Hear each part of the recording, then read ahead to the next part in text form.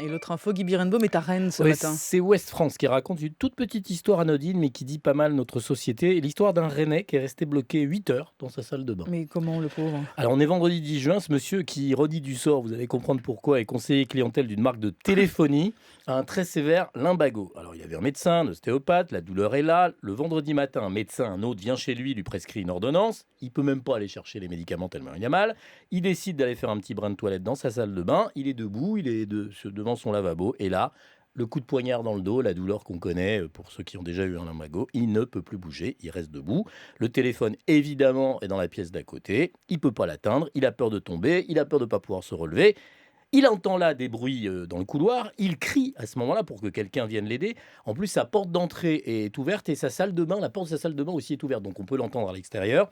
Il sait que des voisins rentrent déjeuner, mais personne ne va répondre à ses appels de détresse. Et il est sûr que les gens l'ont entendu crier. Écoutez, il affirme dans Ouest France que vraiment, il est certain que des gens l'ont entendu. Il n'a pas arrêté de crier pour que quelqu'un vienne.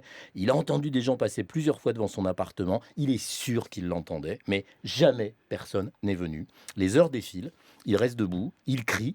Voilà, il continue à chaque fois qu'il entend du bruit. Rien. Son téléphone sonne plusieurs fois. Vers 19 heures, donc 8 heures plus tard, il décide de tenter de bouger. Il réussit à attraper son téléphone. Finalement, il aurait peut-être pu bouger avant. Il appelle SOS médecin. Il est transporté en ambulance dans un centre hospitalier. Mais évidemment, ces 8 heures incroyables l'ont rendu très amer. Alors moi, je le comprends. C'est quand même une drôle de société que celle où la communication est absolument partout, mais où quelqu'un peut rester 8 heures à appeler à l'aide à quelques mètres de ses voisins. Et puis, il avait un lumbago, il n'a pas fait un AVC ou une crise cardiaque. Imaginez si ça avait Bah, été... il n'aurait pas pu crier. Il y a un moment, il aurait peut-être pu crier, mais après, c'était terminé.